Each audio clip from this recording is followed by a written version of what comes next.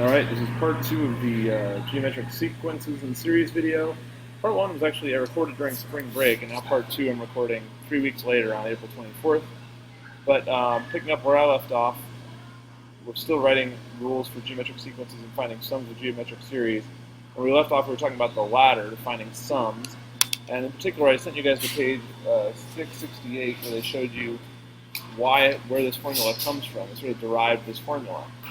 How did they derive this formula? Well, that's what I want to get at.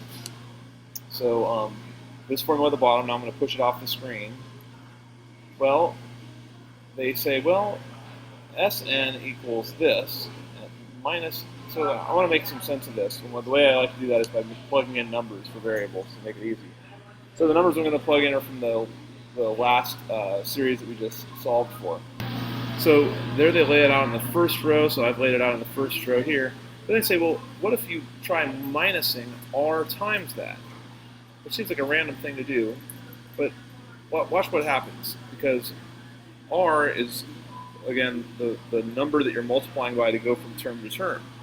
So if I multiply everything in that series by r, as they're doing in the second row here, down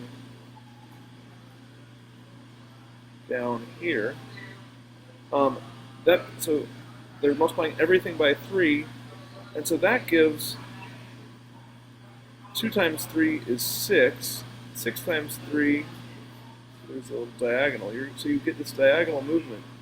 If you multiply by 3, you're going to end up being able to cancel out the sums that you come up with, except for the first and the last ones. Multiply 162 by 3 and you get 486. Then they're saying subtract down. So this here, the second row in my example is 3Sn. So Sn minus 3Sn, and they're saying your answer is 1 minus r Sn. 1 minus 3 is negative 2, so in our example it's negative 2 Sn equals, and then the 2 comes down because it's not touched, but these cancel, these cancel, these cancel, these cancel. The 486 is subtracted, so I get minus 486.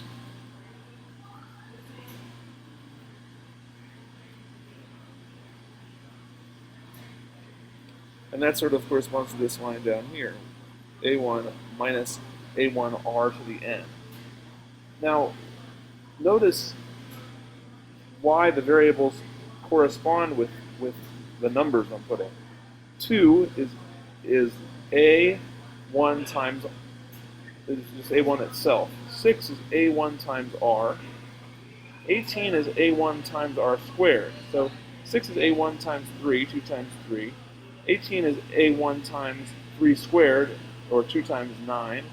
54 is a1 times r cubed, or 2 times 27.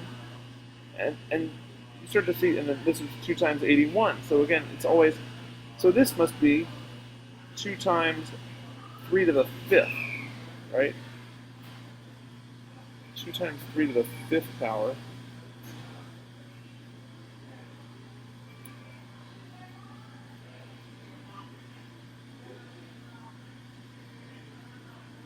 Three to the 5th is 240. 3 to the 5th is 243. 2 times 243 is 486. So there you have that. And then if you just rewrite that, I can rewrite that bottom line. The a1, because 2 is a part of a factor of both terms, so I can factor the bottom line. I can say it's actually negative 2 Sn equals, take out the 2, and now I've got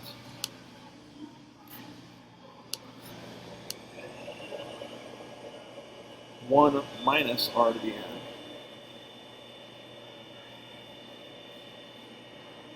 One minus, in our case, 243, which is 3 to the 5th power, right? 1 minus 3 to the 5th. And they're saying that we don't need to write this as, this can be rewritten as 1 minus 3. This is 1 minus 3.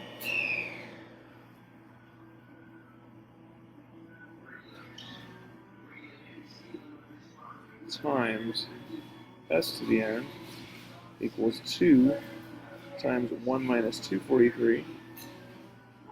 Divide both sides by 1 minus 3, and I get their formula. Basically, with my numbers plugged in, I got 2 times 1 minus 243 over 1 minus 3.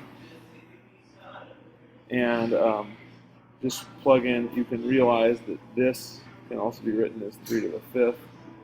And of course, this is just 3. And 3 is r. So, and 2 is a. So my formula works. And again, my formula is this thing.